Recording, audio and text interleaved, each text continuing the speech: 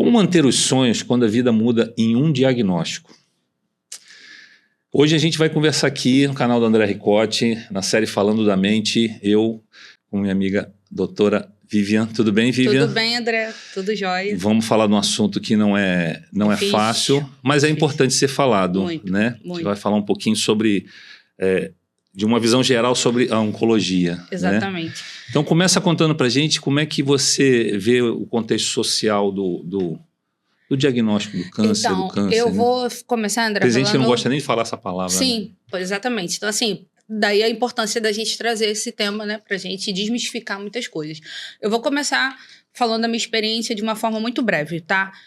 Claro. Há 2 anos, eu fui diagnosticada com câncer de mama, né? E aí eu vivi todo esse desespero que é entrar nesse contexto oncológico como paciente. Mas eu já era profissional de saúde mental, já era psicóloga, já tinha uma carreira estruturada e como paciente oncológica, eu percebi aí como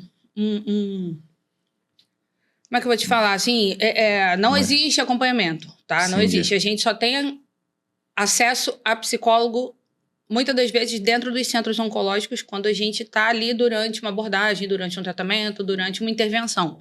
E o antes e o depois, como é que fica? É verdade, não tem, né? Não, dificilmente. Quando tem, o paciente busca por conta própria. É isso que eu falo, não existe um protocolo que diga que você tem aqui. Não, dentro de alguns centros oncológicos existe, mas para o atendimento ali focal, do dia do atendimento. Posterior, não.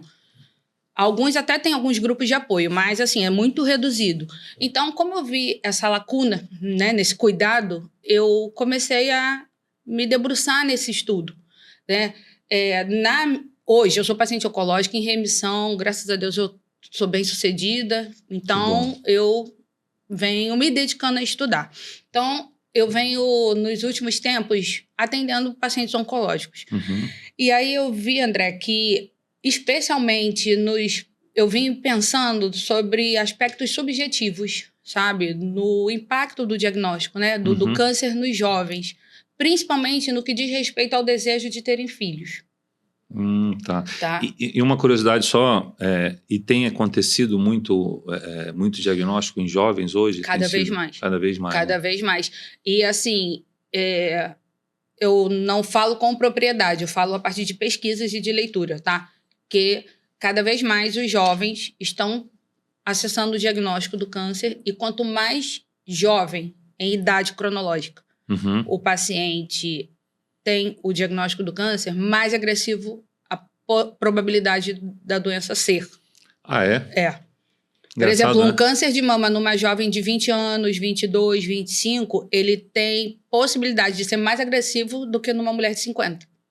Engraçado, é como se a própria força do corpo potencializasse a doença. De alguma forma, que ele já faz ele aparecer. Entendi. Em contrapartida, o diagnóstico precoce ainda é o melhor caminho e por certeza. Isso a necessidade. E aí, se você pensar... Tende a suportar melhor o tratamento também, ou não? As perspectivas de sobrevida, com certeza. Porque se a gente pensar, a mamografia é indicada a partir dos 35 anos.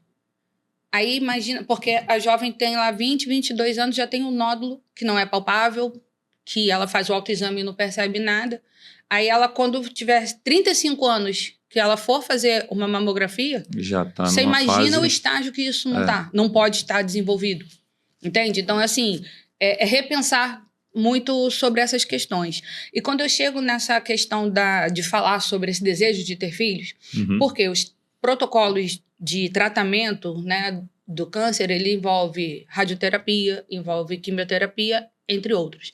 Mas a radioterapia e a quimioterapia, elas apresentam como efeito colateral uma infertilidade que ela pode acontecer de forma permanente ou de uma forma temporária.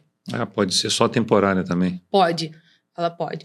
E aí, isso impacta não somente de um ponto de vista médico, isso impacta de uma forma emocional, se a gente pensar, porque mexer com a sua fertilidade e aí você tornar-se infértil, isso pode atravessar suas perspectivas de futuro e construir família. São 2 momentos difíceis, né? Porque às vezes você já está recebendo diagnóstico. 2 lutos, exato. E aí depois você sabe que você também pode... Pode se tornar infértil. Mas, e aí, qual é o ponto de tudo isso? É aí onde entra a oncofertilidade. Oncofertilidade é uma área pouco discutida.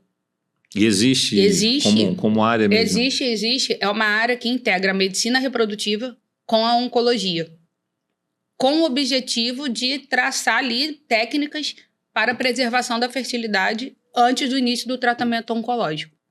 Vamos imaginar, aqui eu estou falando uma jovem, mas isso é um jovem, homem ou mulher, enfim. Um paciente jovem, ele recebe o diagnóstico de câncer. E aí ele precisa iniciar a quimioterapia. Do diagnóstico ao primeiro dia de quimioterapia, a gente tem uma janela aí de alguns dias. De alguns dias que, minimamente, com muita sorte, chega aí uns 20 dias. Isso é um tempo hábil para entrar a medicina reprodutiva e apresentar algum protocolo de preservação da fertilidade. Olha. Mulher, por exemplo, preservar óvulos. Se for um casal, já pode preservar embriões. Isso se faz, inclusive, com crianças, tá? Eles congelam parte do tecido ovariano. Enfim, existe assim, um universo de possibilidades. Realmente nunca tinha ouvido falar que existia. Existe, só que isso não é falado. Dificilmente você encontra um profissional que, na prática, vá apresentar essas possibilidades. Veja, André, o SUS ele não oferta isso, embora devesse, porque existe a política, vou chegar lá, que garante esse direito. Mas, inclusive, a gente pensar na saúde, na rede privada, poucas pacientes que eu venho acompanhando tiveram a informação, porque o que a gente está falando aqui é do acesso à informação. É um passo antes ainda, você saber. É você ter o direito de dizer não até, né? Exatamente. E, assim, a atuação do psicólogo é essencial, principalmente nesse momento, para ajudar a tomar uma decisão mais acertada, aquilo que é possível. Tratamentos reprodutivos têm um alto custo? Tem. Só que, assim, eu não pedi permissão para essa paciente, então eu não vou falar o nome dela, marcar o arroba. Mas, assim, eu fiquei encantada com a história dela. A conheci tem menos de 30 dias. Ela foi diagnosticada aos 22 anos com câncer no ovário.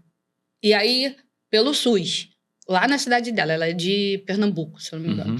E aí, ela estava me contando que ela foi apresentada, a oncofertilidade veio profissional da medicina reprodutiva, ela iniciou todo o processo para congelamento de óvulos, ela falou, eu não tinha dinheiro, Vivian.